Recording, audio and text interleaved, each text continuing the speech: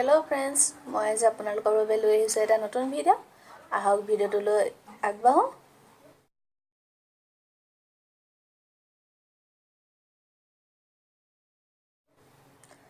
আজিৰ প্ৰথম প্ৰশ্ন হৈছে আমি খোজ কাঢ়োতে হাত দুখন লৰাও কিয়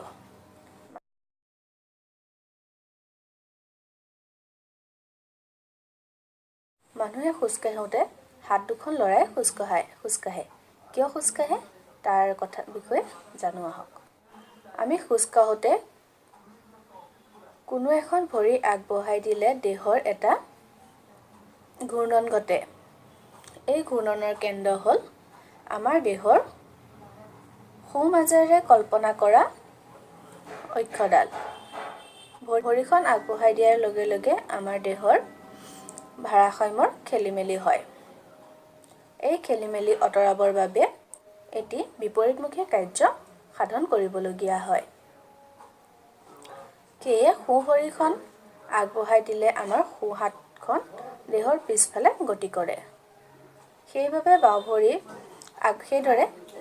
সেইদৰে বাওঁ ভৰি আগবঢ়াই দিলে আমাৰ বাওঁ হাত দেহৰ